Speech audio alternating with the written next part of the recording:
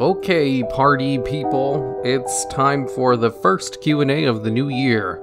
Here's Q&A number 52. I can't believe it's been so long since I've done one of these. I used to do them every 2 weeks. And then the last one I did was last year back in November. So let's get into the questions and stuff. First question.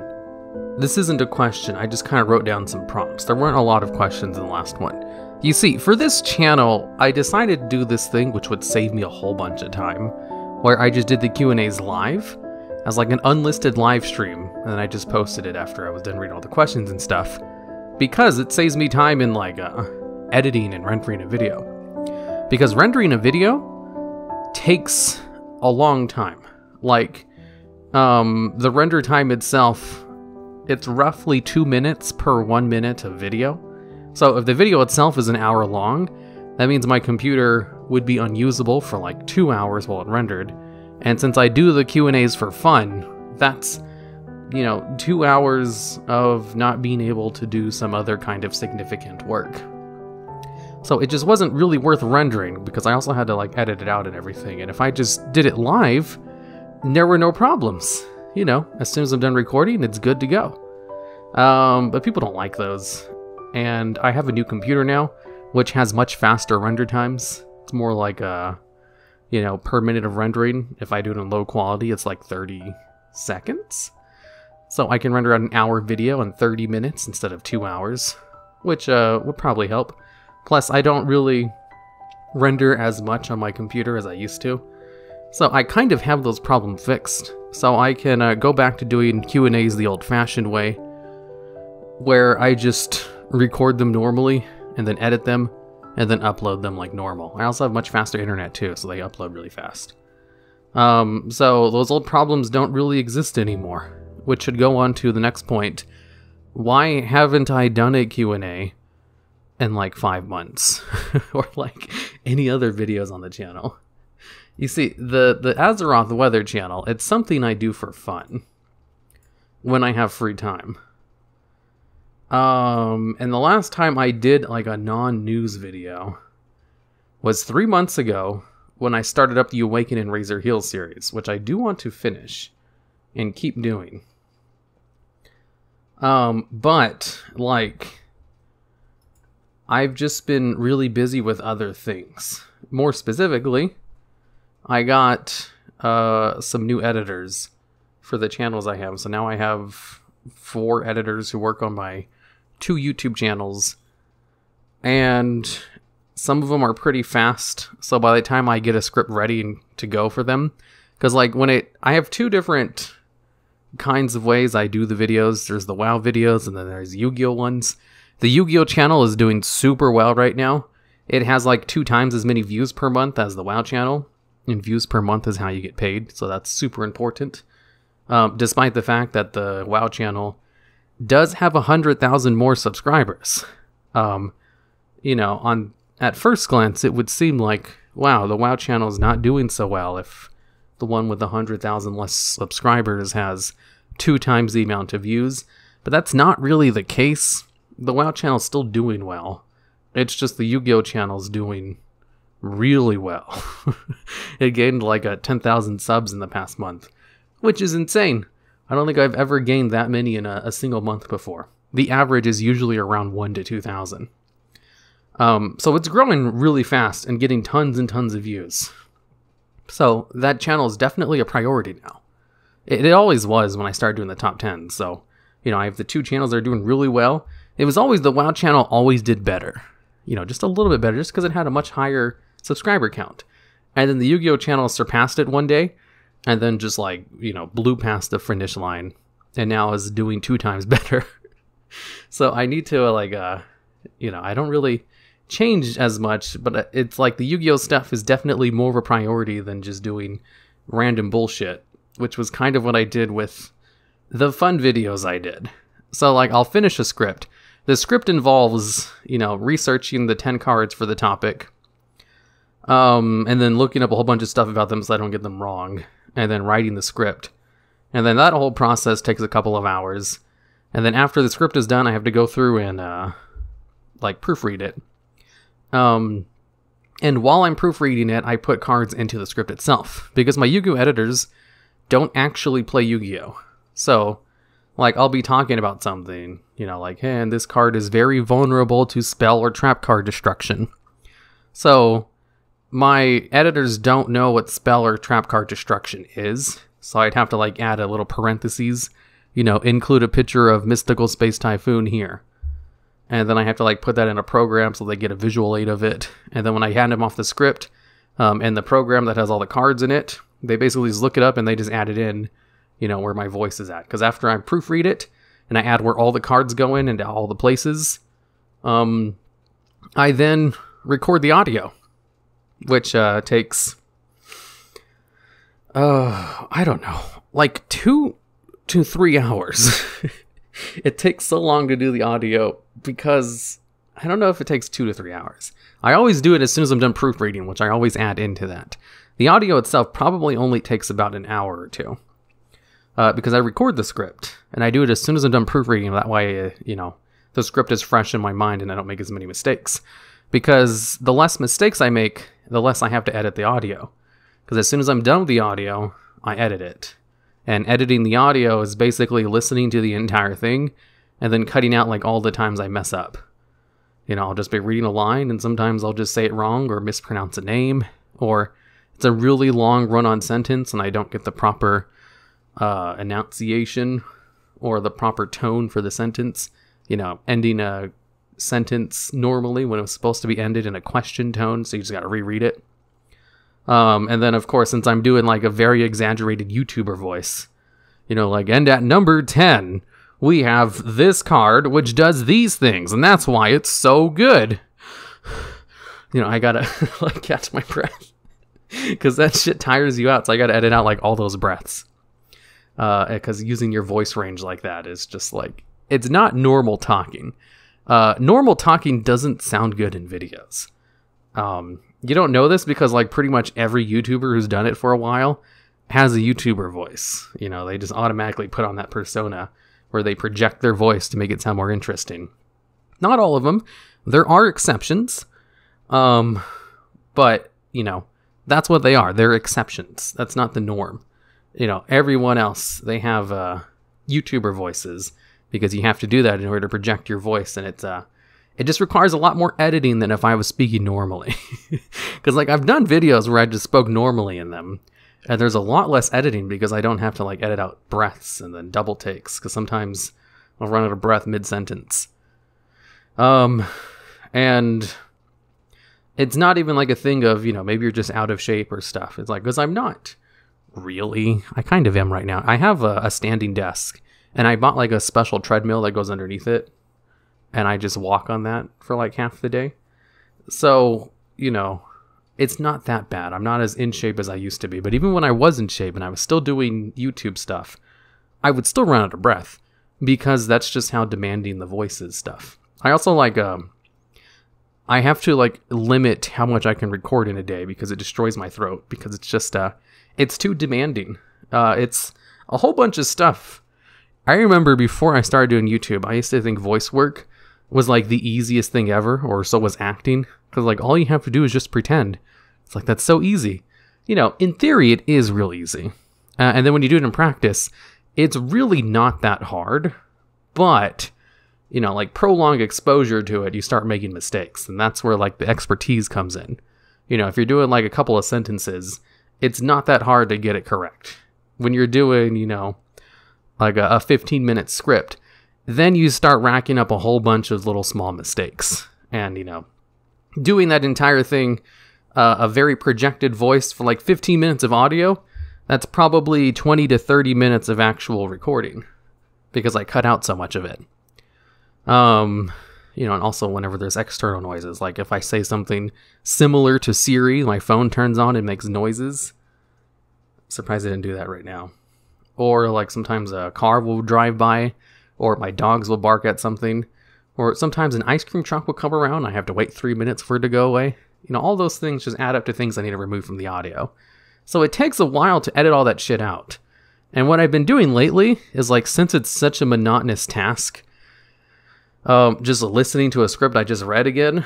I play Hearthstone Battlegrounds on my no, not my Kindle, on my iPad. And that slows it down even more.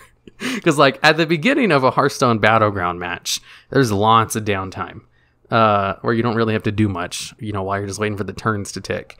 And then once you get towards the late game or the mid game, then it's more focused on the action and everything. Like, if I just ignored the fights, I could probably be more efficient. But towards the end of the game, you kind of have to watch the fights to see what's working or where you need to move your positioning and stuff. Or like what your opponents are doing. You know, if you're playing Baron Rivendare and your opponent has a zap, you know, you have to know whether or not they have the zap, because you can't see that after the match is over, and you have to plan accordingly. You know, just little things like that. So I forgot what I was talking about. Audio editing. Yeah, so I do the audio editing. As soon as I'm done with the audio editing, I have to create the intro for it, which takes like 5 minutes. And then I send it off to my editor, and then we're good. You know, that's like 3 hours right there. And in the average work day, I work for about an average of 6 hours a day with all the breaks I take. Hold on, let me check last week. Okay, so I log all my hours, so I just checked last week real quick. And yeah, about an average of 6 hours. Because some days, you know, I have something I have planned in the afternoon, like a D&D game or, you know, a raid. In which case, I can only really work half the day. So that's probably around 4 to 5 hours of work before all that stuff happens. And then on non-days like that, I work about 8 hours, you know, with all the breaks in between. So on average, it comes out to about 6 hours a day. And if half of that average is spent just editing the audio to one video, that only leaves like half the day to do everything else. And that's just the Yu-Gi-Oh! Videos. I also have the WoW channel. So with that one, luckily my 2 editors on that channel do play WoW. Although those videos are a lot more sparse, so I don't really have to work on them as much as the Yu-Gi-Oh! Stuff. So like for, you know, one of the editors, he's able to write his own scripts, to an extent. He writes them and then I look at them and I make sure they're good. Or I change around a couple of things to fit my own speaking style. Colloquialisms. But he only works on a video like once a month on average. So that's, you know, when that work comes up, that's just extra. And the other guy, he works a little bit more consistently. He gets about 1 video every 2 weeks. And that's mainly because it just took me so long to get him a video. Because like the WoW videos, you know, I'd spend a long time researching them and editing them. Because those ones, I just put a lot more research into them. So I've been trying this new thing where I'm trying to see like, can I create a WoW, you know, more than 1 WoW video a week? Because like the Yu-Gi-Oh! Stuff, I can make a script in anywhere from like 2 to 4 hours. You know, it's not that big a deal. So like it could take me 1 day to just work on 1 Yu-Gi-Oh! Video. You know, 2 to 4 hours to create the script, and then 3 hours to create the audio, and then send it off to the editor. And then that only leaves maybe about an hour left of average time to work on something else. And the Yu-Gi-Oh! Editors are a lot more efficient, and I'm able to put out like 3 to 4 videos on that channel a week, which is much more than the one I do on the WoW channel per week. Like the output over there is just insane. That's why the channel does so well. Because the videos themselves, they don't really get that much more views on average. It's just I can create more of them. The videos themselves are also kind of, they're a lot more high quality than the rest of the Yu-Gi-Oh! YouTube videos. So they stand out and they get a lot of views that way. But on the WoW side of YouTube, that's kind of the standard. The WoW side of YouTube is a really high quality, like as a standard, which is not the case on the Yu-Gi-Oh! Side. So like my normal editing just goes a lot further on the Yu-Gi-Oh! Side, which is great. And then the WoW videos, I was just spending too long working on those scripts. Because, you know, even after I do finish the scripts, which I'll probably spend a week working on, then I have to do the same thing of, you know, editing it out and recording the audio. An extra 3 hours on top of you know, like a week of research. So I've been trying to simplify that. I've been looking for ways to make the script writing process more efficient. So I tried this thing 2 weeks ago, where I was like, okay, what I'm going to do is write one WoW script and then one Yu-Gi-Oh script per day. You know, I'm going to try this for 5 days. If I do that, that's 10 videos created. And I'm going to see if I can do this or not. And on the first day, I think I completed it. You know, I did one WoW script to completion and then one Yu-Gi-Oh script to completion, and I was done. And then on the next day, I immediately failed. I got some work done on a WoW script, and I was able to finish one Yu-Gi-Oh video. But those are a lot easier to make. You know, they still take like 2 to 4 hours, but that is still easier than the usual like 8+ hours of a WoW script.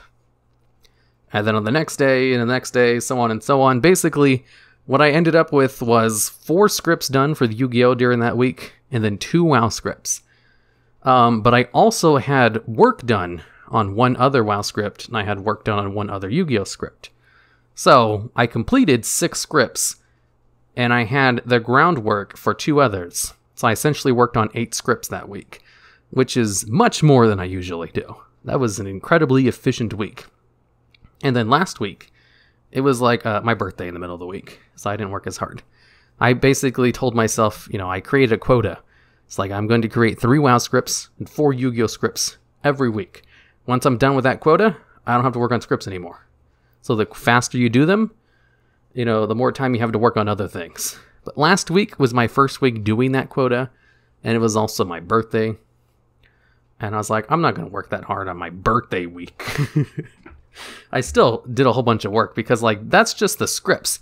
There's so much more that goes into YouTube stuff, like, you know, not even talking about making thumbnails. I have a system on my Yu-Gi-Oh channel where I basically do the same thing for all the thumbnails. And even those ones take 30 minutes to make.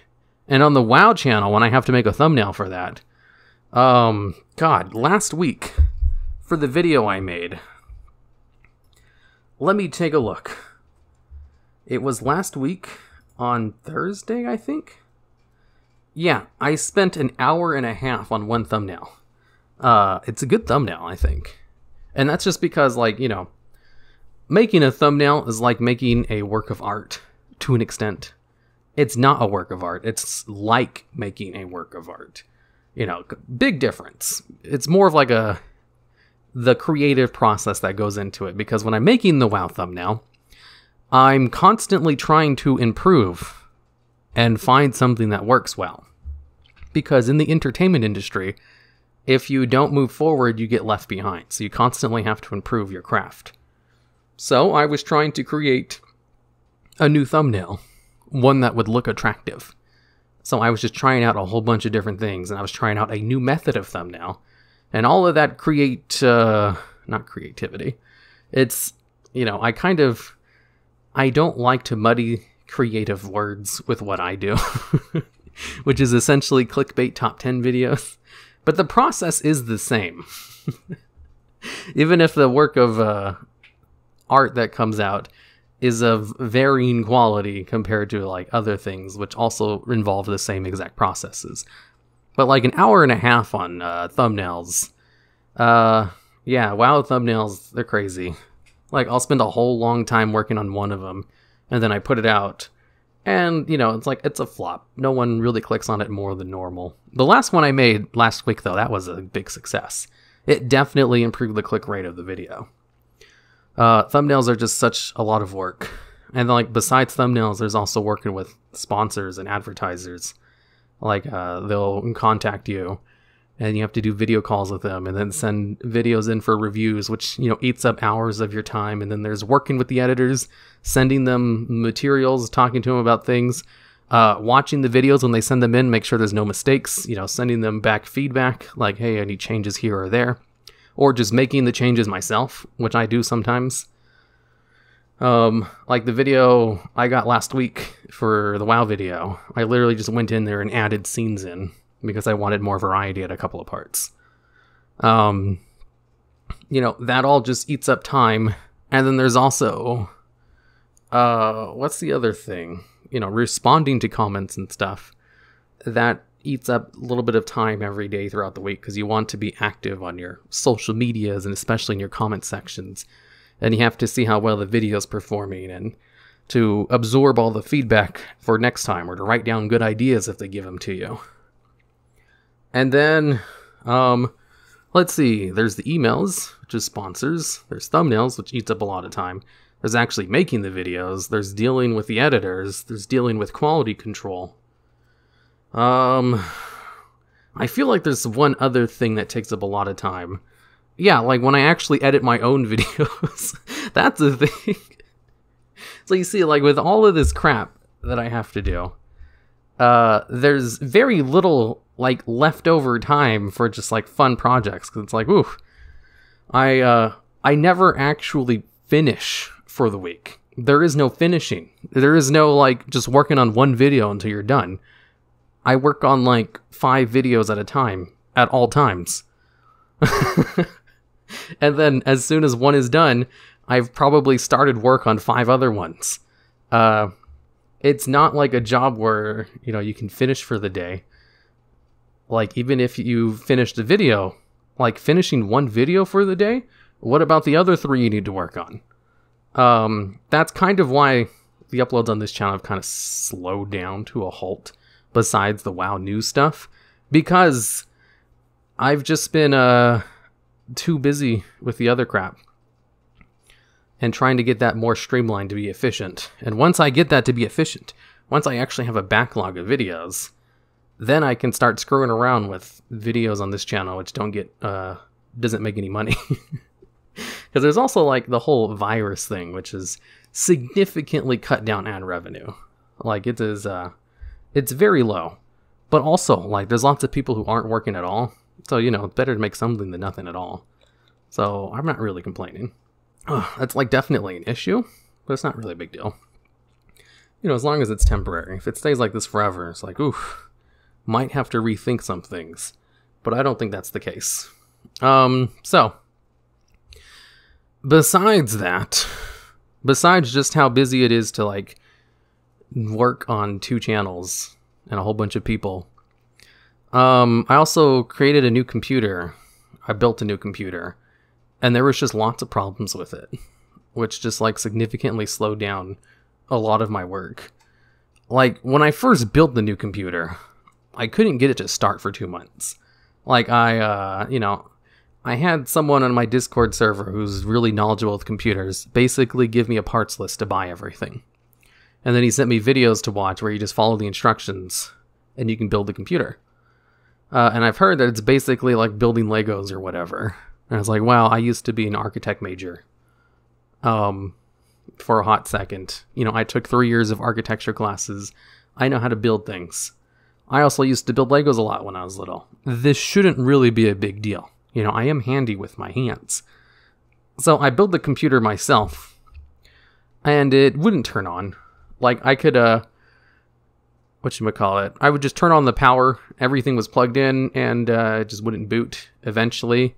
After watching a whole bunch of troubleshoot videos, I was able to figure out that I had, like, some of the wires crossed, so I fixed those, and then it turned on, but it wouldn't boot. Like, you know, all the lights would turn on, all the fans were working, but, like, it just wouldn't do anything. Like, I had the monitor hooked up to it, and it just wouldn't turn on. So I watched every single troubleshoot video I could find, and I did all of their things, and nothing worked. So at that point, it's like, well, I probably have a faulty part. I even like did a video call with the guy who bought all the parts for me, and I showed him everything, and he confirmed, like, yeah, everything was in place. There's nothing wrong with the wire placement. So I started slowly buying new parts. Very expensive parts. And I kept replacing them and they just wouldn't work.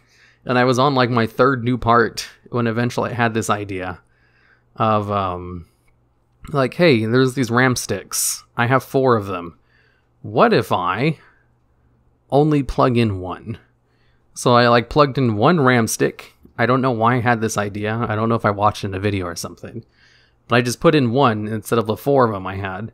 And still didn't turn on. But I was like, what if I move it over one spot? You know, maybe if it's just one of these things. And I moved it over one spot, and then it finally turned on. And it booted up, and I was able to actually install my programs and everything. And I was like, ooh, I don't know what the hell happened there. All I did was move a RAM slot over one, and it just has one of them in there. The computer is supposed to be able to fit 4 of them, no problem. So having one in just one specific spot should not have really prevented the computer from turning on, but it absolutely did. So I added a second one in, and it wouldn't turn on again. And then I like put it into a different specific spot, and it kind of like had me reboot the computer and go through this whole process in order to set up the second RAM stick. And then I tried that for a third one, and then it just wouldn't turn on. I was like, I don't want to mess with my computer anymore. So I just left in the 2 RAM sticks in their 2 weird positions. And I just returned the other 2. Even though I definitely wanted all 4 of them. You know, the more RAM you have, the faster you can render. You know, that's why I have faster render times now. Because of all the RAM sticks. But even with just 2 of them, they're 2 like 32 gig ones. So that's like 64 gigs of RAM, which is pretty good. That's like more than enough for all the rendering I do. I definitely would have wanted the 128. It turns out like the RAM slots were just like broken. So that's why nothing worked. I didn't need any new parts. I wasted a whole bunch of money replacing them. It just turned out I had to just put RAM in very specific spots. I watched like every single troubleshoot video I could find, and none of them mentioned this as a problem, which means it's not a normal problem, and it's probably just literally a defective part on my end. And then as soon as I got it to work, like this computer is supposed to be so much better than my other one, and I just had so many problems.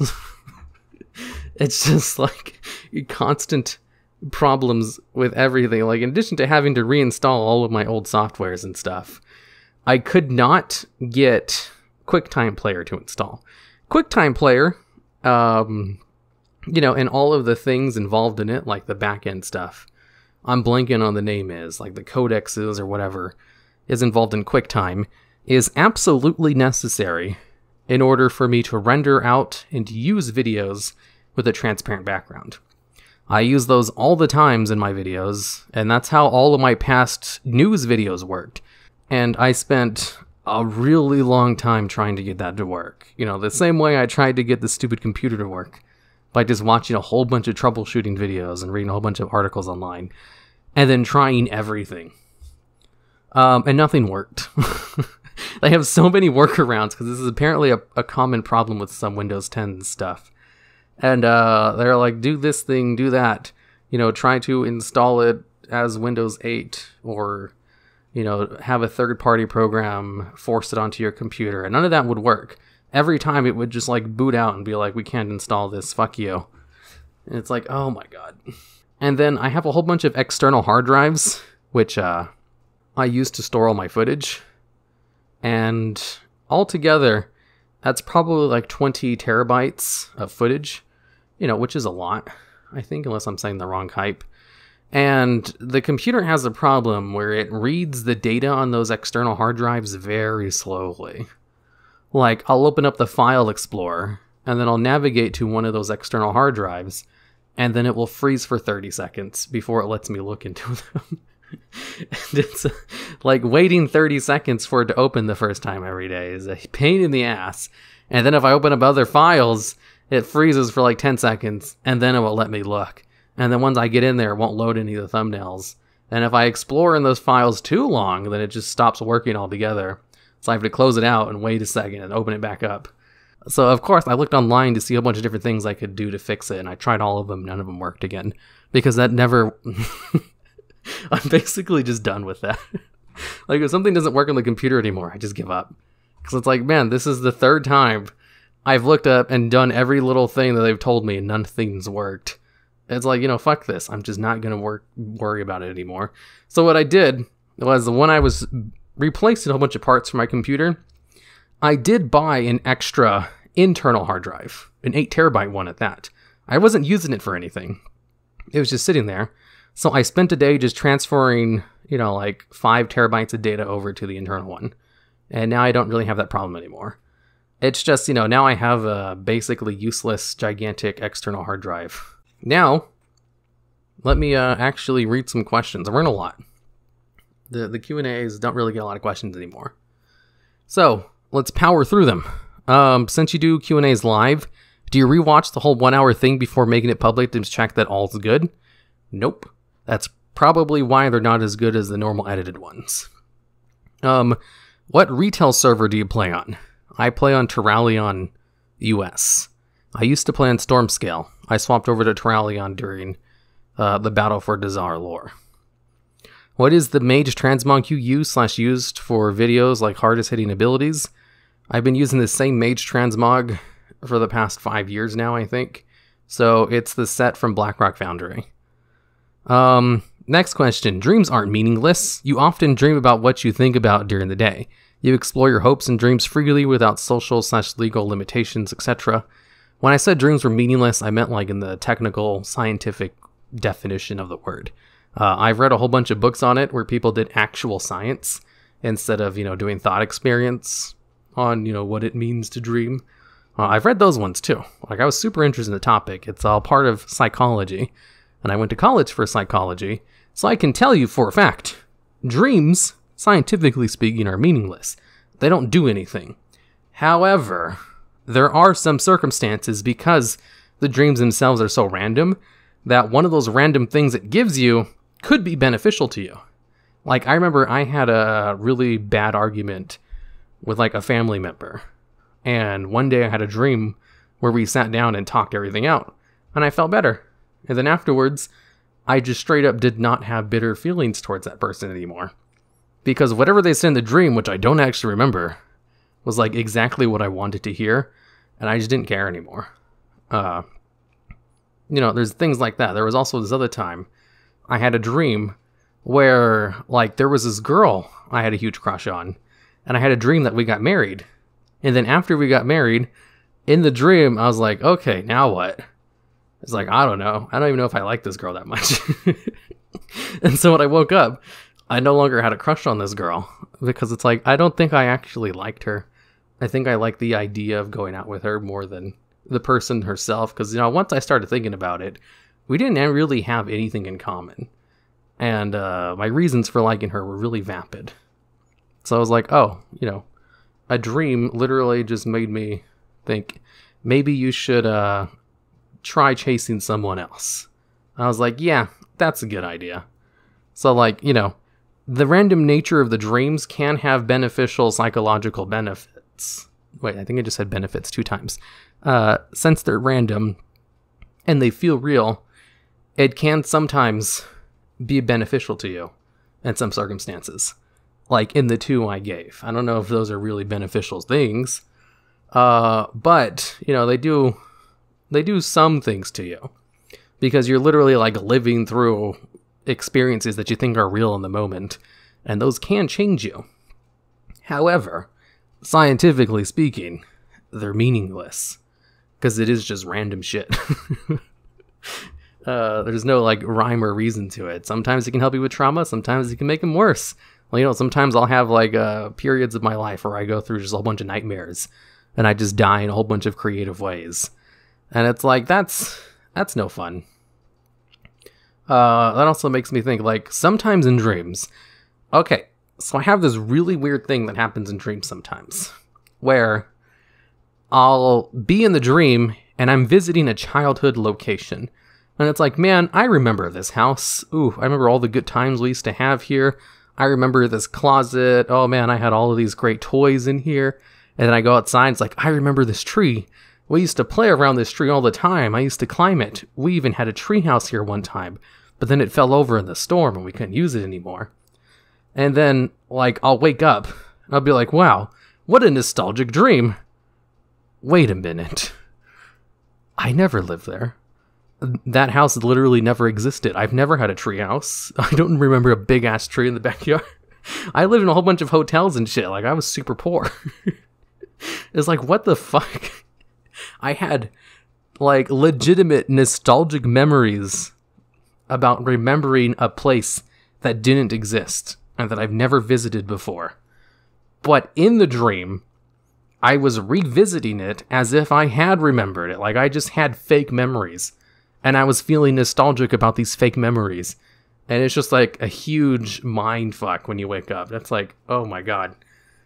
You know, if they could totally find a way to implant memories someday because I just experienced it. And it happens, it's happened more than once. Like I'll just have a dream where I'm just experiencing all of these nostalgic moments. And then I wake up and I was like, yeah, none of that happened. None of those nostalgic moments that I was feeling nostalgic for in the dream are real. They were all made up. Literally all of them. It's like, I know the dream itself was also made up, but the feelings felt real. You can revisit things in your childhood and your dreams and feel nostalgic about it.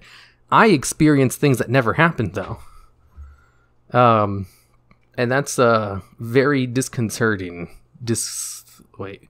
Sometimes I say big words and I don't actually know what they mean or how to say them correctly. Okay, so that's the dreams things. Dreams they're very interesting, but they're ultimately meaningless. So let's see. What was your funniest WoW raid horror story? I don't think I have one. Actually, now that I think about it. So, WoW raid horror story. I was trying to think about this, and I was like, man, I can't think of anything, because I did read these questions beforehand, so I don't have to sit there and think about it for too long during the question itself to have to edit it out. And I was basically just going to talk about how I haven't really had any WoW raid horror stories before, that everything's been super chill. And then I just remembered, man, we had this one healer who was a huge asshole to everyone. Like back in Firelands. We had this healer in the group. Nobody liked him. He would constantly just complain about everything and then belittle people for any mistakes they made. Like, hey, did you wipe the raid? He's definitely going to yell at you for the next 5 minutes. And no one would just do anything about it. The thing is, like, he never berated me, though. He was only ever nice to me. I don't think he yelled at me a single time.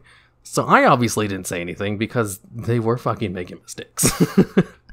It's like, he would yell at them, and I was like, yeah, I mean, you kind of deserved it, to be honest, because you made a really stupid mistake. The group wasn't very good.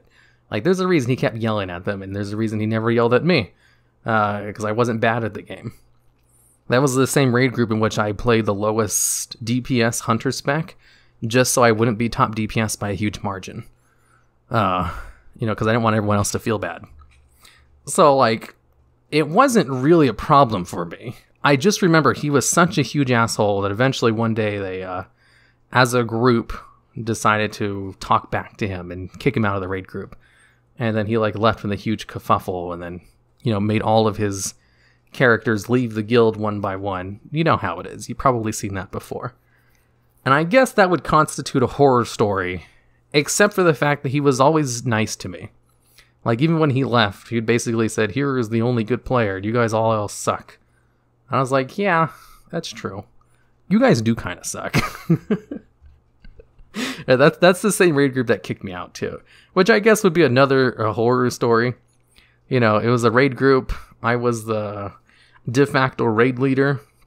Where I wasn't the raid leader in name. We did have a raid leader. He was the one who invited everyone to the party. The only things I did were plan out the strategies and invite people to the raid group. Like whenever we needed to find someone, I would be the one to go out and recruit. And I came up with all the strategies, and I told everyone what to do, and I called all the shots.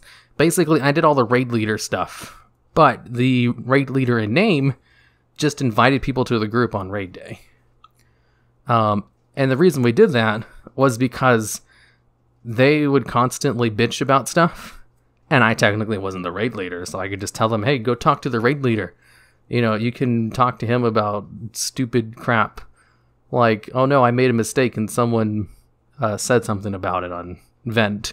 That made me feel really bad, and I want to complain about it because they're not even that good. Who are they to complain about my mistakes when they're the ones who make mistakes all the time?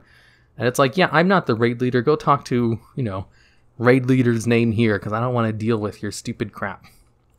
And then eventually that's the same raid group that kicked me out for a totally stupid reason. I forget what it was. I think.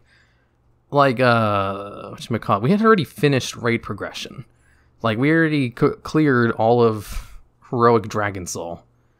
And then, one day I was sick, so I couldn't log in.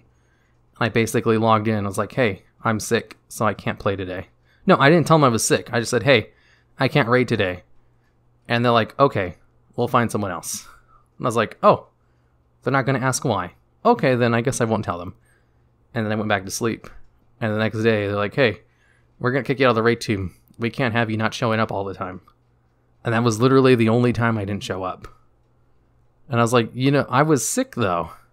They're like, sorry, we had to talk about it, and we just don't want to raid with you anymore. Especially if you're going to not show up to raid, without any prior notice. And I was like, okay, dude. Okay, if you say so. It's like, I know what's really going on. There was also some, internal drama in the background. Petty bullshit. I haven't really had to deal with that since I got kicked out of that raid team. So WoW has been, it's a lot nicer when you don't interact with people very often. When you do, it generally, you start running into complaints and problems and stuff. And I just don't care. If it's not directly involving with me, generally, I just don't care very much. And it's also kind of gone away since I only play with older people now. They don't really bicker and complain as much. I mean, I'm sure they really do. Like, everybody, it's a national pastime for, all countries and nations to gossip. Gossip is like the one unifier. Everybody loves to talk shit about everyone else. It's normal. But it's not as big of a deal in some of the more older communities, I'm part of. So it's a lot nicer. Raids are a lot more chill that way. People don't scream when people make mistakes.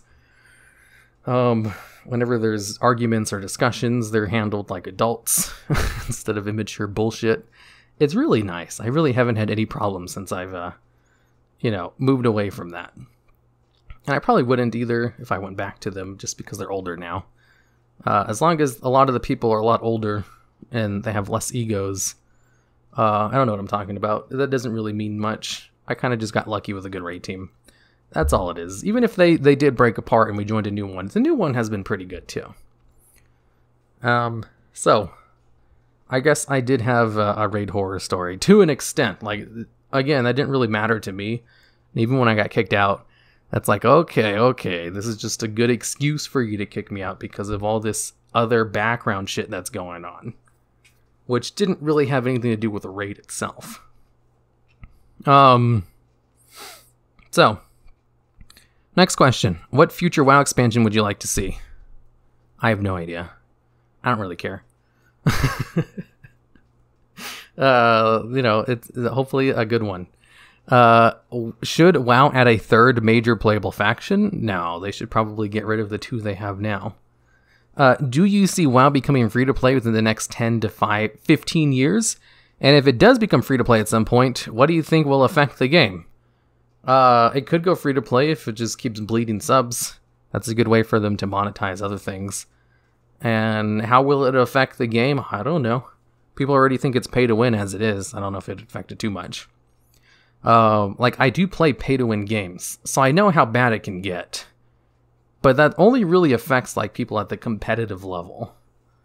So, I'm kind of interested to see how far they could really tank it if they tried. Because I play games that are, literally the worst of the worst business models. And there's still lots of fun to be had in those games. People talk like it's the end of the world if that kind of stuff is introduced, but it's really not. Unless you want to be competitive. Because if you want to be competitive in some of the games I play, you have to spend hundreds of thousands of dollars. Not tens of thousands. You have to spend a crazy amount of money to be competitive. To the point where it's not worth it. So you just kind of play the lower levels and it's still fun there. For the kinds of stuff I play. So, next question. Have you ever written WoW/Yu-Gi-Oh fanfiction? If yes, where can we find it? Technically, all machinimas are WoW fanfiction, and I do have machinimas on my channel, so yeah.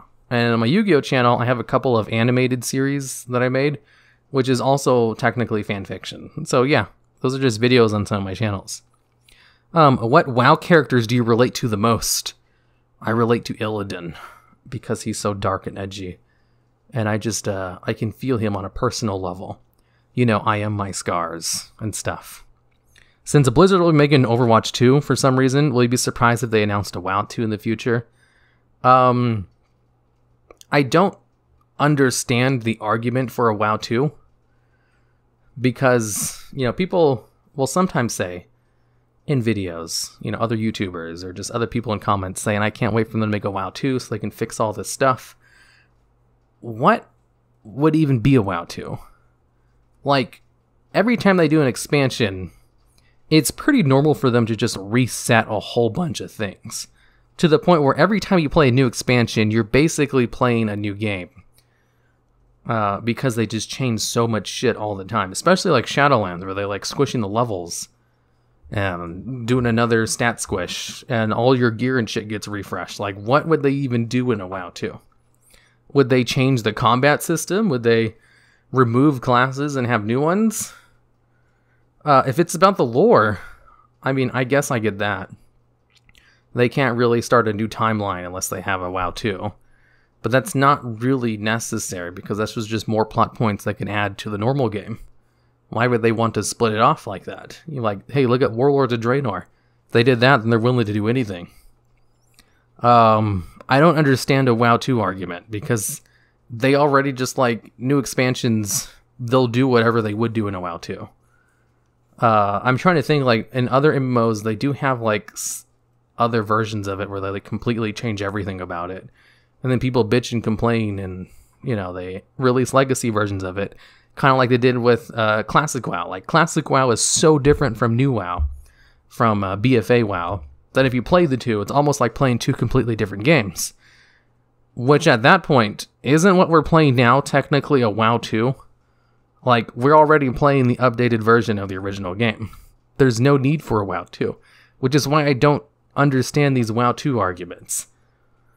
I'd love to hear about it, you know, in the comments or something. Because I've talked about this on streams, and I haven't ever gotten a good answer to this question. It's just like a whole bunch of vague stuff that, like, could be fixed in another expansion. Like, nothing they bring up really constitutes a WoW 2. It's always stuff that could just be in another expansion. Every single time. I say that, but now I'm thinking, like, there might have been one or two examples where a WoW 2 would be the only way to, like, change it. And I guess that would be removing classes. If you wanted to remove things, you couldn't do that unless you add a new thing. Because they can always add new classes. Removing them, you can't really do that unless you reboot the game, because people would be pissed. Okay, so that's it. That's it for all the questions. If you have any questions for the next Q&A that I'll make next year, leave them down in the comments, and then I'll answer them in the next video.